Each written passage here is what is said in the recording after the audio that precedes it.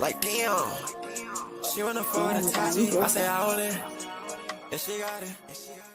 What's good? It's your boy Jay. That's me. Let's get into TNA Impact from August the 29th, 2024. An okay show for the most part.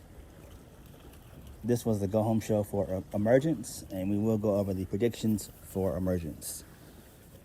So overall, this show was okay. So we kicked the show off with the first match of the night. Rich Swann versus Speedball Mike Bailey for the X Division Championship.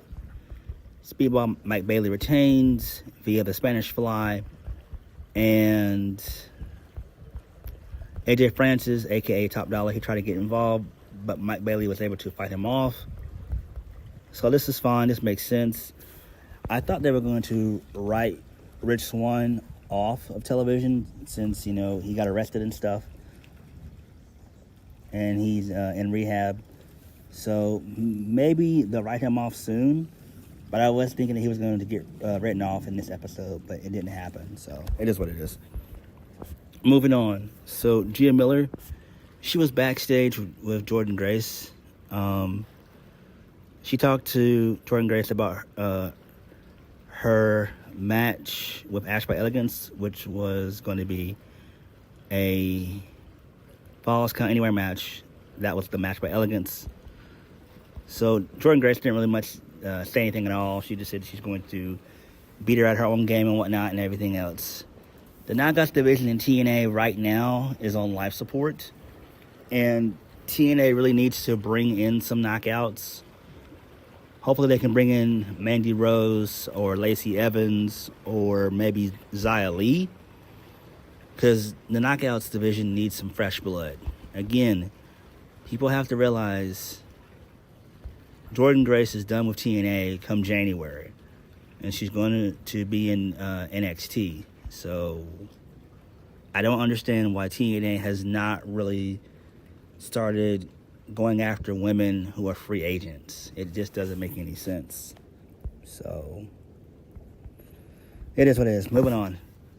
Joe Hendry, he defeated Brian Myers, which was great. So Joe Hendry, before the match, he poked fun at Brian Myers, and he called him Edge's bitch. So that was great. So Joe Hendry wins. He wins via the standing ovation chokeslam. This happened during the commercial break. Post-match, Eddie Edwards and Alicia Edwards from the system, they came down and they attacked Joe Hendry. And Mike Santana, he came out to make the save. So this set up for the next match. Mike Santana versus Eddie Edwards. Mike Santana wins via the spin the block. So it's like a discus clothesline. Good shit. I'm loving Mike Santana. I believe they're probably going to feud him with Moose going forward. So I do like that. I think that's good. Again, I like Mike Santana, but I don't think right now it's his time to be TNA World Champ. I don't. But I do think that it may happen sometime next year. So we'll see what happens. Moving on. So we had a backstage segment between Matt Cardona and Santino Marella. I was about to say Santos Escobar, but yeah, Santino Marella. So Matt Cardona, he gave everyone an update on his injury, letting everyone know that he's not clear to compete at Emergence, but he has a mystery opponent for PCO at Emergence. Who cares? This is so lame and dumb. It'll probably be Shanky that used to work in WWE, so I wouldn't be shocked if it's him, because we've already seen Madman Fulton and Big Con show up. That was last week, so yeah. I don't expect any of those guys to show up this time. So it'll probably be somebody like Shanky or whatever. Who gives a shit?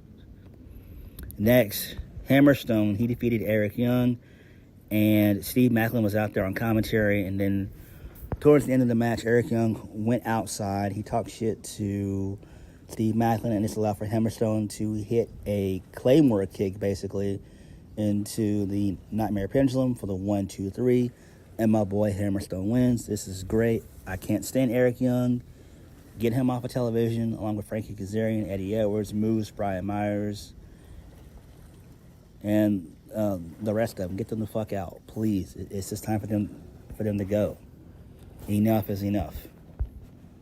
Enough is enough. So Hammerstone winning is great. What do you do with Hammerstone going forward? I would dispute him with Mike Bailey. Moving on, so the ABC, which is Ace Austin and Chris Bay, they defeated Cody Deaner and Jake Something. So post-match, First Class, which is Rich Swann and AJ Francis, they beat the shit out of ABC. So this makes sense. I would assume that First Class is going to lose the tag match whenever that will occur, and I think that's when Rich Swann will be written off television. So maybe AJ Francis turns on Rich Swann. I don't know. We'll have to wait and see. So who cares, really? Moving on. So this leads us towards the main event. So it was Ash by Elegance versus Jordynne Grace, a match by Elegance, which ended up being a Falls Count Anywhere match. And so basically Jordynne Grace wins. She wins via the Muscle Buster through the table for the 1-2-3. So in the middle of the match, George Iceman, he was out on commentary for a little bit. He came out to help out Dana Brooke. Ash by Elegance to set up the table. They set it up clumsily and everything else. They were pretty clumsy with it, but they're able to set it up. So Masha Slamovich and Lisa Edwards, they came out to try to help out Ash by Elegance, but to no avail, because Spitfire, they came out to make the save, and they got into a massive brawl and everything else. And this allowed for Jordynne Grace to hit the Muscle Buster to the table for the 1-2-3. It makes perfect sense. Jordynne Grace, who should be her next opponent? I have no idea. That's why I said it's time for the Knockouts division to get some fresh blood. I would be fine if it was Masha Slamovich. If they can get Masha Slamovich away from shitty Alicia Edwards and build her up for a month or two and have it at Bound for Glory be Jordynne Grace versus Masha Slamovich, and then maybe that's when we get Mandy Rose or Mandy Sachs to come down and stare down Jordynne Grace.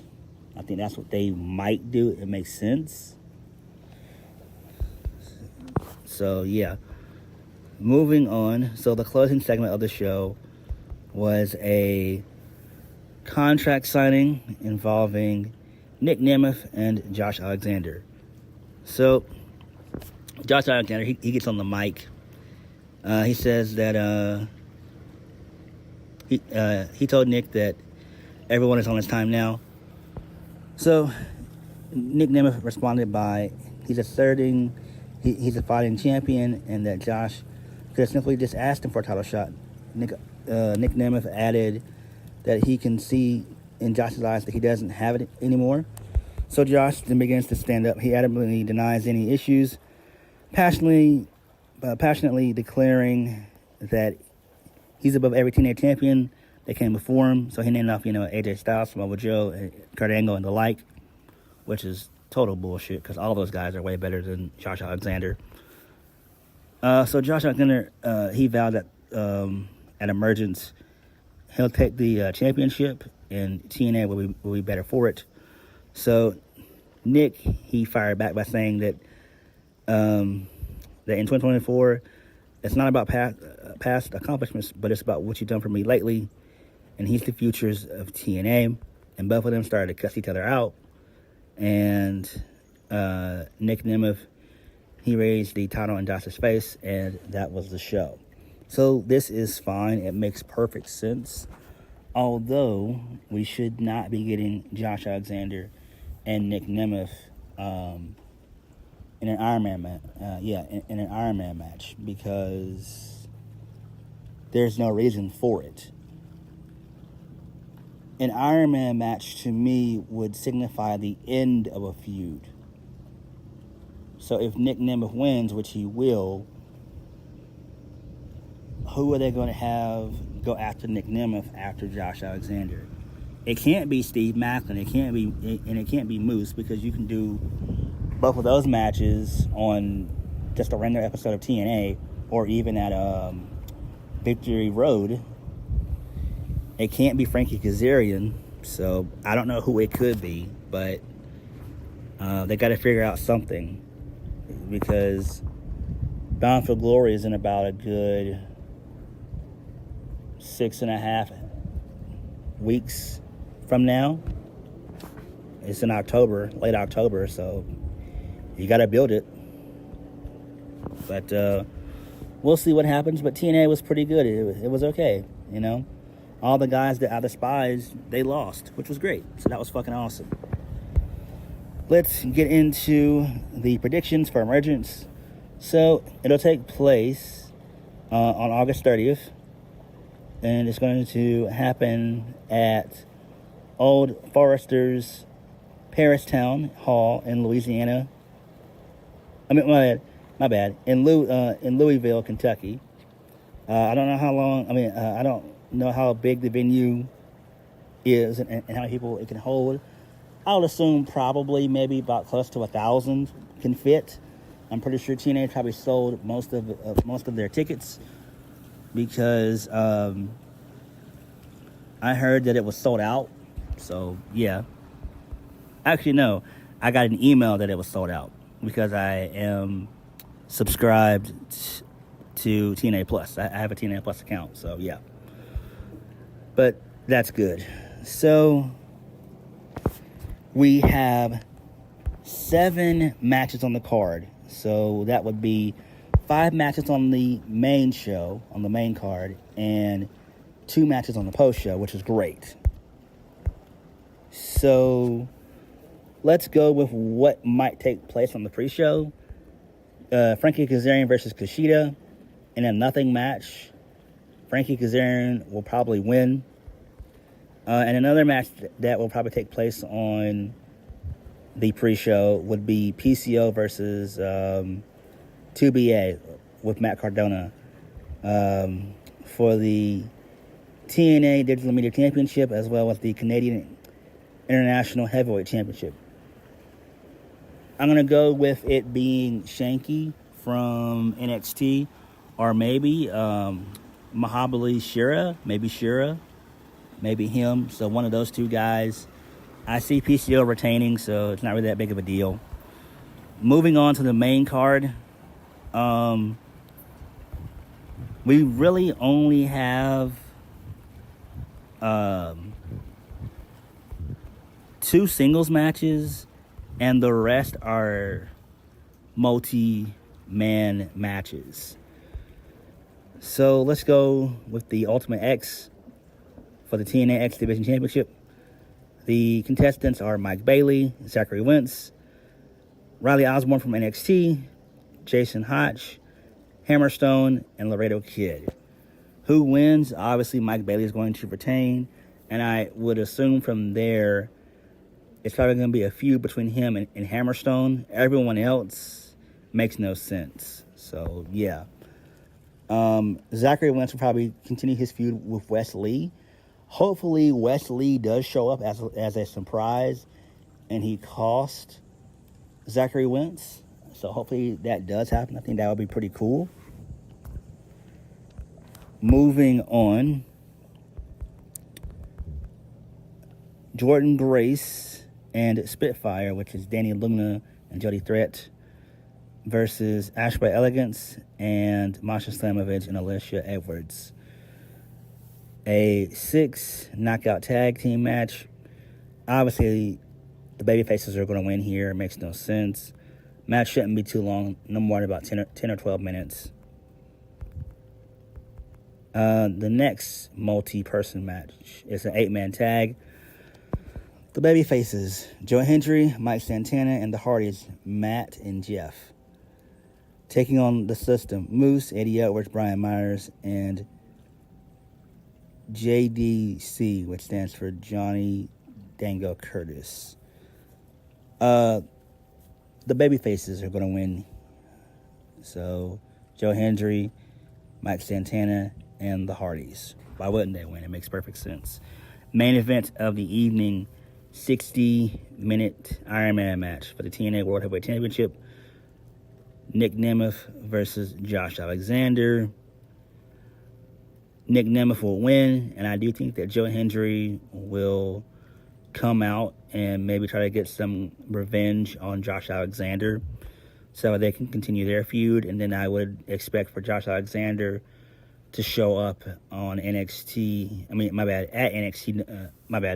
At NXT No Mercy. I would expect for Josh Alexander to show up and to cost Joe Hendry a shot at the NXT title. And then maybe down the road, maybe at Victory Road, we get a tag match. The North, they reunite Ethan Page and Josh Alexander taking on Joe Hendry and Trick Williams. I think that would be cool. That would be kind of fun. So maybe that's where all this is headed. But I am excited for Emergence. We might get some surprises. I doubt it, but I have hope that we get some. Hopefully we can. Hopefully. If not, hopefully they show up at the Emergence tapings. So that would be cool because TNA does need some fresh blood. Let me go over the predictions again. So, PCO, he will retain the TNA Digital Media Championship and the Canadian International Championship. So, he'll defeat Shanky or Shura to retain. They'll probably show up, one of those guys. Frankie Kazarian, he'll defeat Kushida. Speedball Mike Bailey, he'll win the Ultimate X. Steve Macklin will defeat Eric Young. Jordynne Grace and Spitfire, they'll defeat Ash By Elegance and Masha Slamovich and Alicia Edwards. Joe Hendry, Mike Santana, and the Hardys, they'll defeat The System. And Nic Nemeth will defeat Josh Alexander to retain the TNA World Heavyweight Championship. But what did you guys think of TNA? And what are your predictions for Emergence? Like, comment, subscribe. Peace.